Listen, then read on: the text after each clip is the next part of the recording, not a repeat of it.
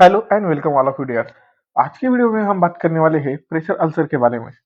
तो सबसे ज्यादा इम्पोर्टेंट ये क्वेश्चन है फंडामेंटल ऑफ नर्सिंग का, या फिर कॉम्पिटेटिव एग्जाम के लिए कॉम्पिटेटिव एग्जाम के हिसाब से अगर हम बात करें तो मोस्ट इम्पोर्टेंट ये टॉपिक हमारा मोस्ट मोस्ट इम्पोर्टेंट ये आज का टॉपिक हमारा रहने वाला है। प्रेशर अल्सर को दूसरा नाम क्या है? प्रेशर अल्सर को बेड सोर भी कहा जाता है, प्रेशर सोर भी कहा जाता है, प्रेशर इंजरी भी कहा जाता है और डेकोबाइटस इंजरी भी कहा जाता है। सबसे कॉमन लैंग्वेज में, कॉमन भाषा में आप प्रेशर अल्सर को क्या बोलते हैं? बेड सोर बोलते हैं। ठीक है, तो इसको क्या बोलते हैं? प्रेशर अल्सर या फिर बेड सोर या फिर प्रेशर सोर या फिर प्रेशर इंजरी या फिर डेकोबाइटस इंजरी। अगर मैं आपको डेफिनेशन लिख के बताऊं तो मेरे साथ लिखते चलिए, नोट्स निकालते चलिए, आपको भी आसानी होगी, मेरे जैसे नोट्स आपके भी बन जाएंगे। तो प्रेशर सोर, इट इज अ प्रेशर सोर, it is what? Redness of skin. Pressure सोर माने रेडनेस ऑफ स्किन, स्किन का क्या हो जाना? लाल हो जाना, उसे क्या कहा जाता है? प्रेशर सोर कहा जाता है। तो नेक्स्ट हम देखने वाले हैं प्रेशर सोर के कॉजेस या फिर रिस्क फैक्टर कौन कौन से है प्रेशर सोर के, अभी हम वो देखने वाले हैं। सबसे पहले आता है प्रेशर सोर का रिस्क में, वो है हमारा प्रोलॉन्ग प्रेशर। मतलब एक ही जगह पे ज्यादा देर अगर कोई लेटा रहता है तो उसकी वजह से क्या होता है? वहां पे प्रेशर क्रिएट होता है। वहां पे क्या क्रिएट होता है? प्रेशर क्रिएट होता है और उस प्रेशर की वजह से क्या हो जाता है?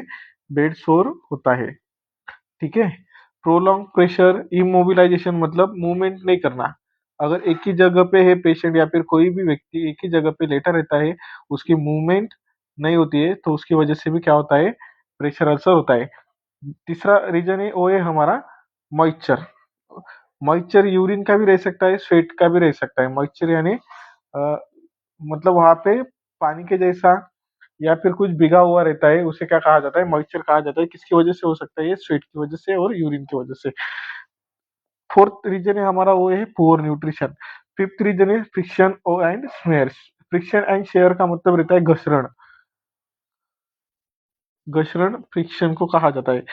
मतलब कोई एक जगह पे कंटिन्यूअसली स्लीपिंग पोजीशन में और उसका जो साइड, बैक साइड या फिर जिस साइड पे वो लेटा हुआ है, वो अगर किसी चीज के ऊपर बार बार मूव करती है तो उसकी वजह से स्किन पे क्या हो सकता है? अल्सर फॉर्म हो सकता है। फोर्थ है हमारा एल्डरली एज। मतलब जैसे एज बढ़ती है तो एज इंक्रीज होने के साथ में प्रेशर सोर क्रिएट होने का, प्रेशर सोर बनने का रिस्क क्या होता है? बढ़ जाता है। क्रोनिक डिसीज जैसे कि डायबिटीज हो गया, पैरालिसिस हो गया, इनकी वजह से भी बेड सोर होता है। अभी हम आगे देखते हैं बेड सोर के कॉमन साइट्स। कौन कौन से साइट, मतलब कौन कौन से जगह पे बेड सोर हमें देखने को मिलता है? तो सबसे पहले आता है हमारा एल्बो। सबसे पहले जगह पे क्या आता है? हमारा एल्बो आता है। एल्बो के ऊपर मोस्ट कॉमन क्या देखने को मिलता है? बेड सोर देखने को मिलता है। उसके बाद में नी, इनर की नी मतलब हमारे घुटने का पीछे का जो साइड है उसके ऊपर, ये मान लीजिए हमारा ये घुटना है। ठीक है, तो इसके बैक साइड में हमें क्या देखने को मिलता है? प्रेशर सोर ज्यादा देखने को मिलता है।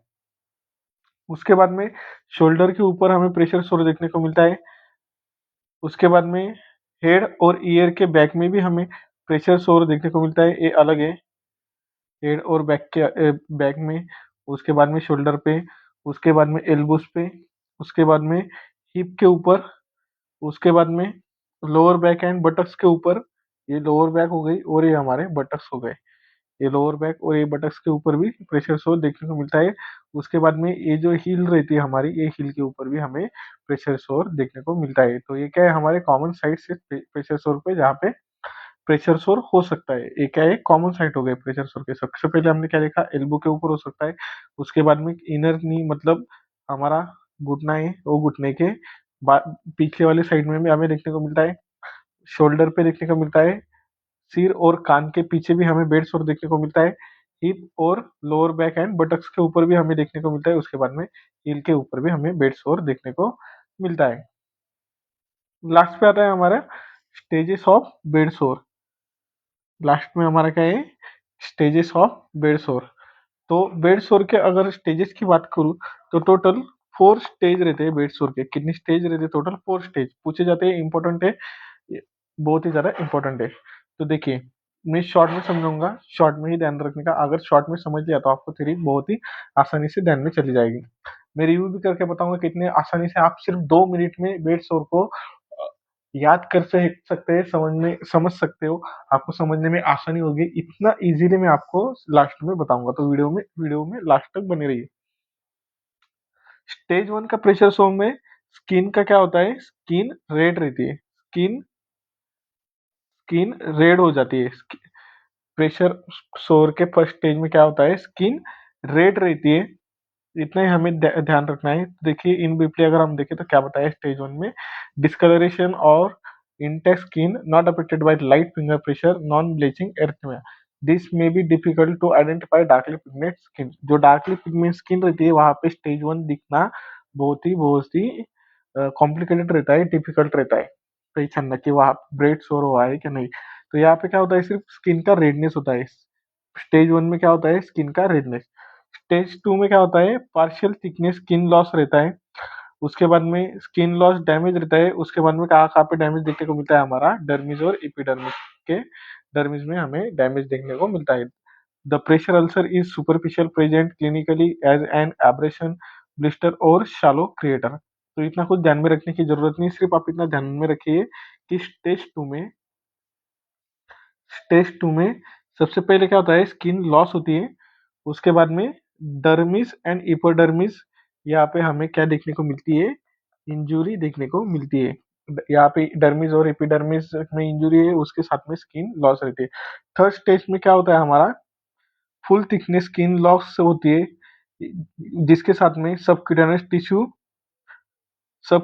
टिश्यू भी डैमेज हो जाते हैं। फुल थिकनेस स्किन लॉस और सबक्यूटेनियस टिश्यू डैमेज। स्टेज 3 में क्या क्या रखने का है, फुल थिकनेस स्किन लॉस। फिर से यहाँ पे लिख देता हूँ ताकि आपको समझ में आए। फुल थिकनेस स्किन लॉस और सब क्यूटेनियस टिश्यू इंजुरी कहाँ पे देखने को मिलता है, हमें स्टेज 3 में देखने को मिलता है। स्टेज 4 में क्या क्या होता है, स्टेज 4 में फुल थिकनेस स्किन लॉस होता है। उसके बाद में नेक्रोसिस हमें देखने को मिलता है। स्टेज 4 में फुल थिकनेस स्किन लॉस हो जाती है और नेक्रोसिस हमें देखने को मिलता है। यहाँ तक आपने समझ लिया होगा। मैं यहाँ पे स्क्रीन पॉज करता हूँ, आप स्क्रीनशॉट ले लीजिए।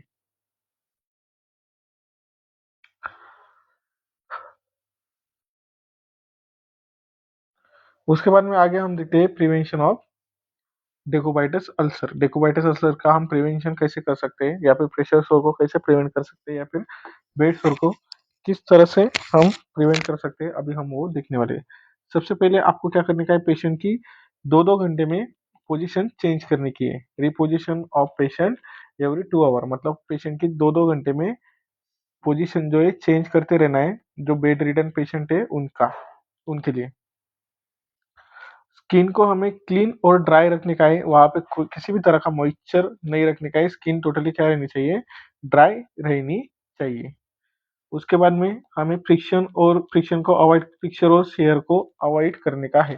फ्रिक्शन यानी कि हमें बेड के ऊपर अगर हम पेशेंट की मूवमेंट कर रहे हैं तो ये ध्यान में रखना कि बेड के साथ में पेशेंट की बॉडी फ्रिक्शन ना करे। फ्रिक्शन का मतलब घसरण ना करे। तो इसलिए हमें वो उसको, जब हम पेशेंट की पोजीशन चेंज करेंगे या फिर पेशेंट की मूवमेंट करेंगे बेड पे से, तब हमें पेशेंट को प्रॉपरली उठा के मूवमेंट करने का है, ना कि उनके जो अपने जो लाइनें हैं क्लोथ से वो पेशेंट के स्किन के ऊपर रब करे। फ्रिक्शन यानी क्या, रब करना।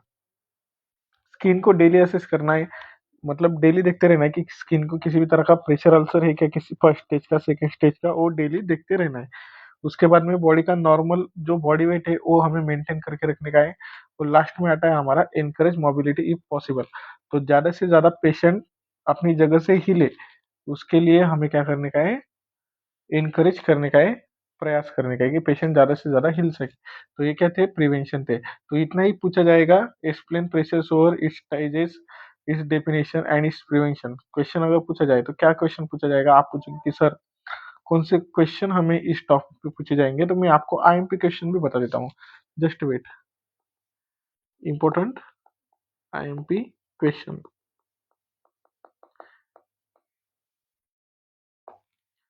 तो कैसा क्वेश्चन आएगा? पहला क्वेश्चन रहेगा डिफाइन बेड सोर। दूसरा क्वेश्चन रहेगा एक्सप्लेन स्टेजेस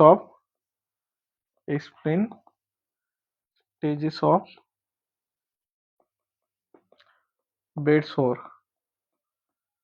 उसके बाद में थर्ड क्वेश्चन रहेगा एक्सप्लेन प्रिवेंशन ऑफ बेड सोर। तो एक क्वेश्चन इंपॉर्टेंट क्वेश्चन आपको इस टॉपिक पे पूछे जा सकते हैं। अगर आपको इसी तरह के और टॉपिक चाहिए तो चैनल को सब्सक्राइब कीजिए, वीडियो को ज़्यादा से ज़्यादा शेयर कीजिए। आपके जितने भी ग्रुप्स हैं, स्टूडेंट के ग्रुप से, यूनिवर्सिटी के ग्रुप्स हो या फिर आपके कॉलेज के ग्रुप हो, उन सभी ग्रुप्स में इस वीडियो को शेयर कीजिए और चैनल को सब्सक्राइब करना ना भूलें। Till then friends, take care.